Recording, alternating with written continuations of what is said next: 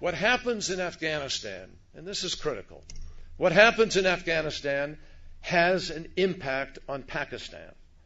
Pakistan is not only the headquarters of al-Qaeda today, but it could easily become the epicenter of extremism in the world. We have enormous strategic interest in the outcome of the struggle in Pakistan.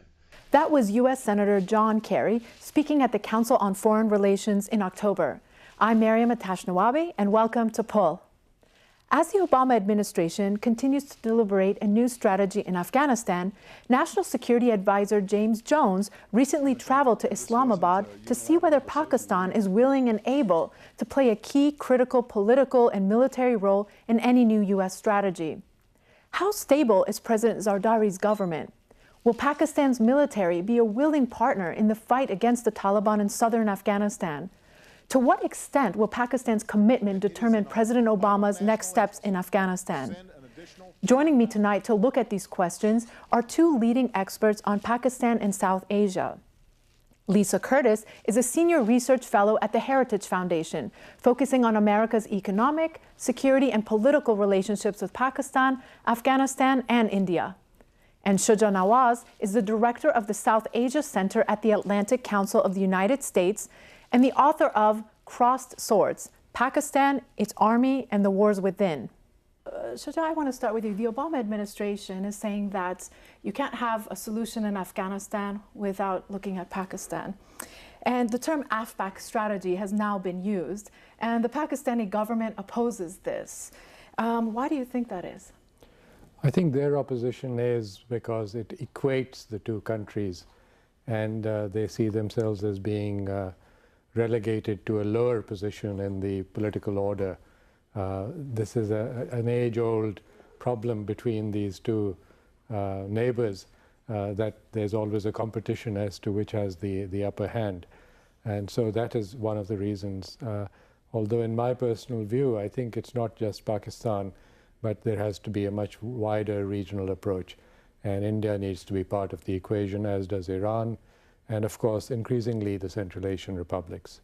But do you think because the problems with the insurgents and militants are within those border areas that this AFPAC approach is really warranted?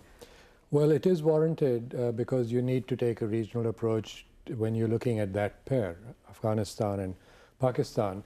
You cannot separate the tribes simply by the Durand line. They've never respected the line, and they never will. So obviously, if they are using Pakistani territory as a safe haven, then it becomes an issue for the war in Afghanistan. And for Pakistan, of course, the blowback effects of that have been the birth of an internal Taliban movement, the Tehreek-e-Taliban Pakistan, which has now created a major headache and a very serious problem for the government of Pakistan. Some Afghans would say, well, it was the Pakistani government that actually supported the Taliban when they initially rose to power in Afghanistan. So do you agree with that?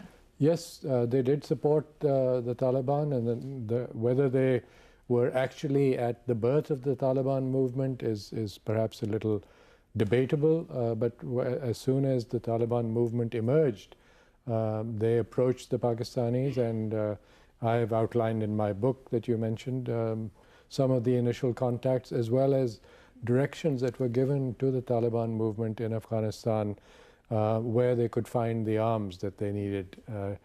Lisa, I want to ask you, what's your sense of the Pakistani government's view with respect to this troop increase?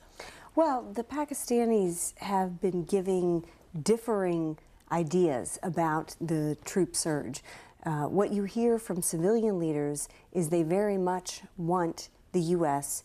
to stay committed to Afghanistan, to send the troops that are necessary to help stabilize the country, because they know if the Taliban are allowed to regain power and territory in Afghanistan, that they will then be able to project their influence back into Pakistan. But we are hearing different things, particularly from the military, which is saying they're afraid that sending new troops to Afghanistan will actually push Taliban militants back across the border in Pakistan. But I think this demonstrates why it's so important what Senator Kerry said Afghanistan and Pakistan, the problems in both countries are related. The Taliban threat spans the border, and you can't have success in one country without success in the other, which means if you have failure in one country, you will have failure in the other. Yeah, so some Pakistani officials have said they've harbored two fears. One is that there'll be too many U.S. soldiers in Afghanistan, and one is that they'll pull out and there won't be enough security provided in Afghanistan. But do you think those concerns are legitimate, and do you think the Pakistani government has been doing enough to address militant issues on their side of the border? Well, certainly Pakistan would be concerned about what the U.S. does in Afghanistan. But I think their main concern is that the U.S. will turn its back on the region like it did in the early 90s after the Soviets pulled out of Afghanistan. So in that respect, they do have legitimate concerns about what the U.S. does. They know the U.S. has made mistakes in the past. But I think that they have to recognize that they are part of the solution as well, and that the U.S. must have troops in Afghanistan fighting the Taliban precisely because the Taliban leadership is in Pakistan. And the Taliban leadership is providing the funding, the weapons, the coordination of the insurgency in southern Afghanistan. Shuja, the U.S. National Security Advisor Jim Jones recently went to Islamabad to personally assess the situation. And he said, quote, "The new American strategy would only work if Pakistan broadened its fight beyond the militants attacking its cities and security forces and went after the groups that used havens in Pakistan for plotting and carrying out attacks against American troops in Afghanistan, as well as support for al-Qaeda." So do you think the Pakistani government has been doing enough? I don't think they've done enough on that, and I don't see a major change in the offing for the simple reason that till now, the Afghan Taliban have been very careful at not attacking the Pakistan military in the border region, and the Pakistan military has returned the favor. Secondly, with the big campaign now, the military campaign against the Tehreek-e-Taliban of Pakistan, this is the internal wing of the Taliban movement, as it were, in Swat and now in Waziristan. I don't know whether the military even has the capacity. But much more important, I think, picking up on what Lisa was saying, the government of Pakistan still has not come up with a viable civilian strategy for what to do once the military clears an area, how to hold it, how to build the economy back, and how to bring people on board. Till that happens, they're going to have to constantly conquer and reconquer territory. I'd like to focus on two things you just said. One was that there's not enough being done on the civilian side, but one was that the Pakistani military may not have the capacity. Some people say, well, there's been all this U.S. assistance over the past several years to help build that capacity. A lot of funding has gone to the Pakistani military. If there is to be more development assistance for Pakistan, would they actually get that to those areas in the northwest frontier? It's a question of sheer numbers. Currently, the Pakistan military has something like 150,000 troops in Swat, Malakand, and in the Fatah area, which means that they've cannibalized a lot of forces from the eastern border with India. Till the situation with India reaches a point of confidence on the part of the Pakistanis, they cannot really send any more troops. And in fact, they may not have a lot additional troops. By my calculation, they have about 225,000 infantry total. 150 already are committed to the western border, so they really don't have a lot left in place. More on cross-border cooperation between Afghanistan and Pakistan when we come back.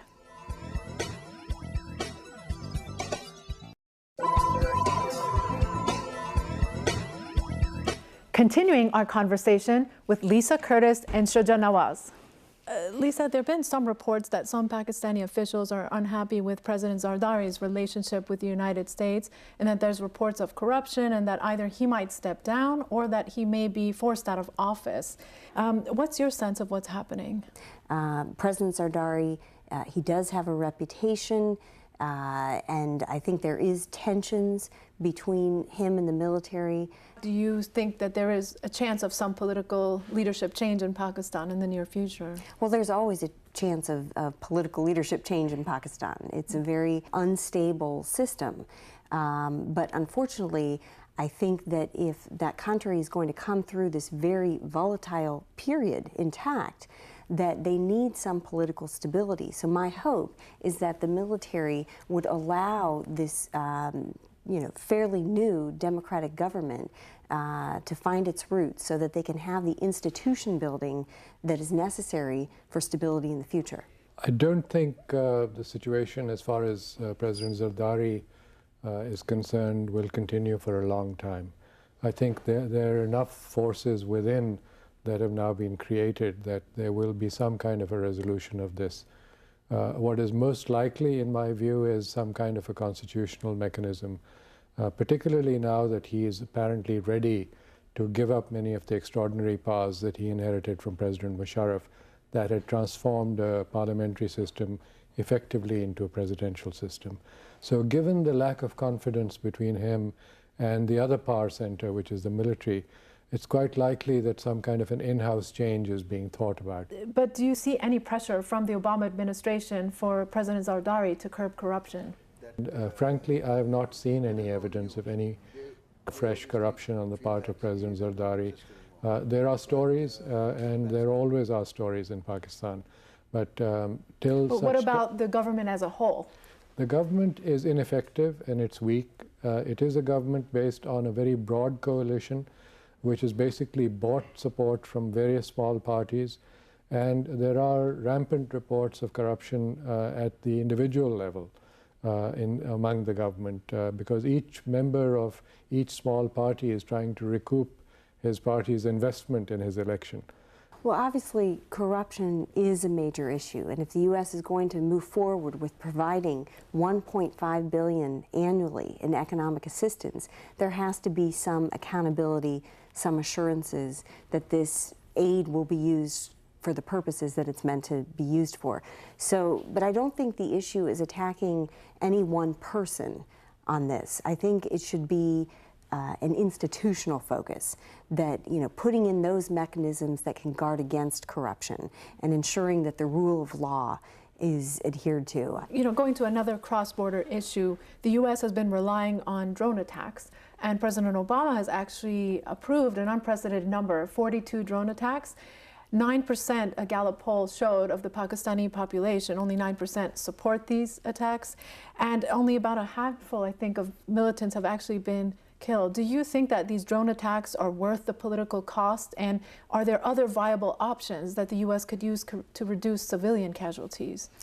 Well, actually, I've heard several senior administration officials address the issue of the drone attacks, and what they say is they have been quite effective in disrupting al-Qaeda's ability to plan, train, and conduct terrorist attacks. So they have been effective at disrupting that senior al-Qaeda leadership. There is a cost because this is Pakistani territory, but this in effect is the only option that the U.S. has been able to employ in order to degrade the terrorist threat emanating from that area.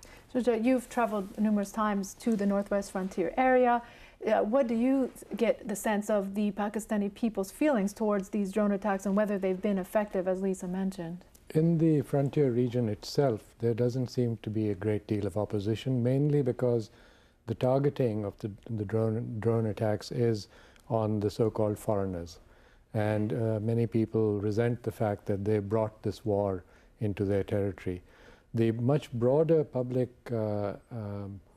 reports of opposition to the drone attacks has been fueled largely by the ineptness of the Pakistan government, not just the current one, but the previous government itself, because they continue to proceed with public denunciations of the drone attacks while approving the drone attacks and allowing them to take place, even allowing drones apparently to take off from Pakistani soil. Do you think there's any other options for the U.S.? Could they be using special forces or even troops in that part? I don't think that boots on the ground is a good enough option, because if the drone attacks are drawing opposition within the general population of Pakistan, boots on the ground will draw opposition from the military as well.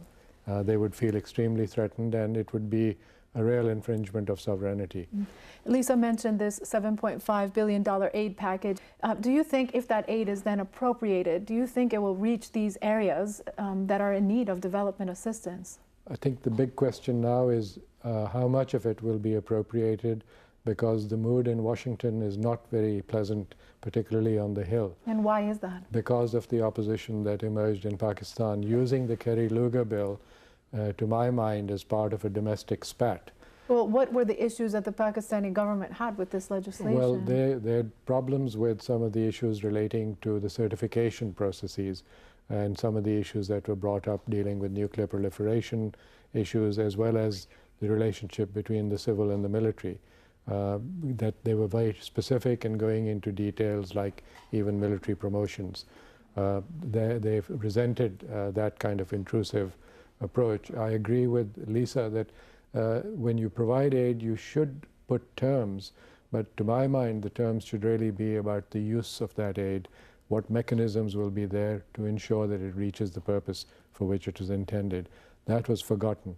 I think now there'll probably be a kind of a cooling down period before Congress is in the mood to start appropriating this money.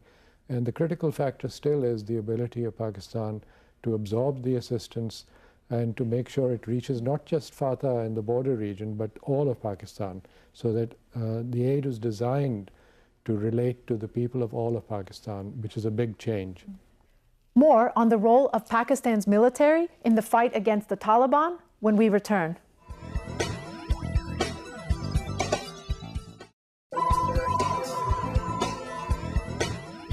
Back with Shuja Nawaz and Lisa Curtis.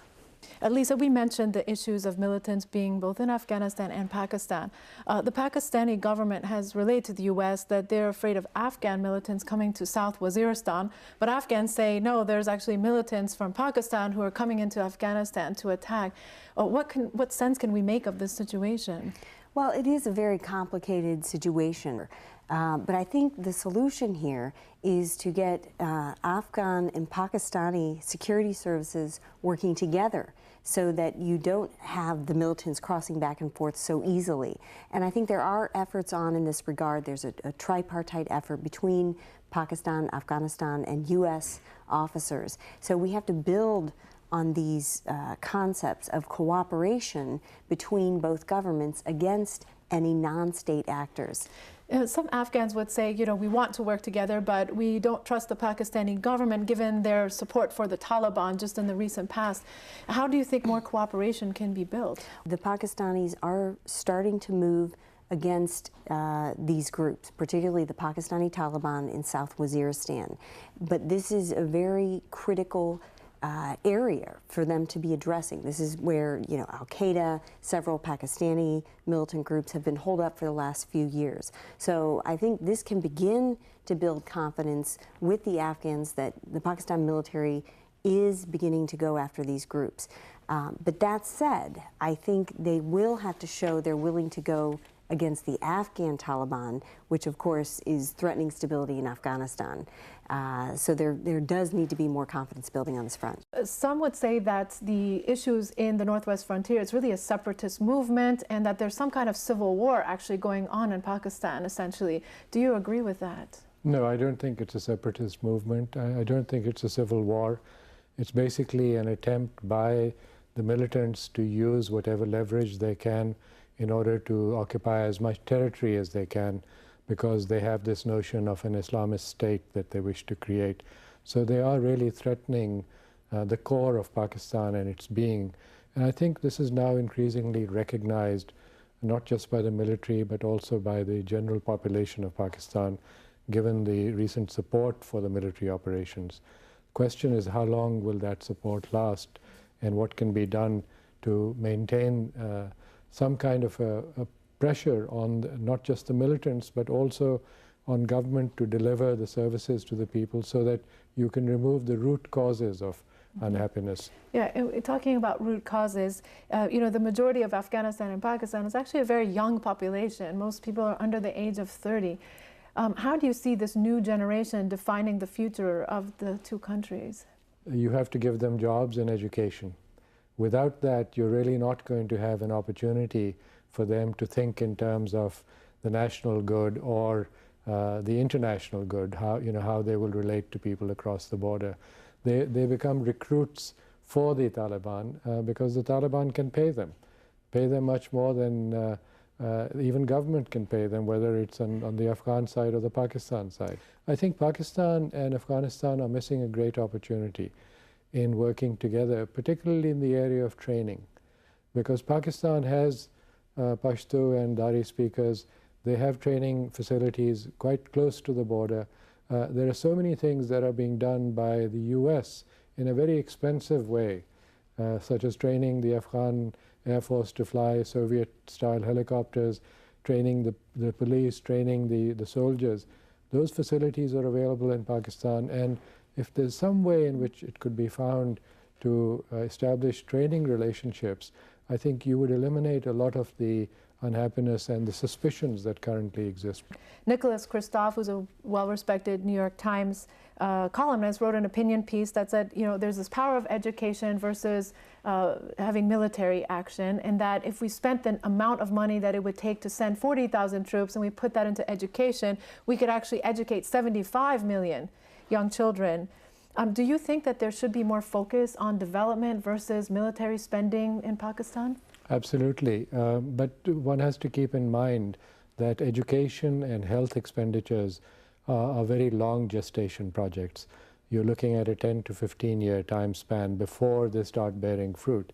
I think much more critical in both Afghanistan and Pakistan is employment opportunities, to provide the very basic vocational type of training to get people employed, creating public sector jobs, particularly in infrastructure, roads, small dams, repairs, and so on. My calculation, for instance, in the FATA, the border region, out of the 3.5 million population, the youth bulge is about 17%, which is about 300,000. If you could start building east-west roads, connecting that to the rest of the country, you would be connecting the economy and the polity of the region, and you could create instantly lots of jobs for the youth. And Shuja, lastly, you've been to the FATA region numerous times, and you've seen kind of the hopes and aspirations of the people there. What is your sense of what they are seeking from, you know, the United States and also with cooperation with Afghanistan? Do you see hope for the region? I do, but I'm a born optimist, and therefore I still see the possibility of giving people a chance to contribute to their own future. It means that we have to ask them what they need and then provide it. And in my conversations with them, they need help with agriculture through irrigation, they need basic education and health care. Once you provide these three things and then employment opportunities, they're going to resolve their own issues themselves. My thanks to Lisa Curtis and Shuja Nawaz. We'd love to hear what you think about this or any other Pull program. Just go online to aamtv.tv or visit us at tolo.tv. See you next week for another edition of Pull.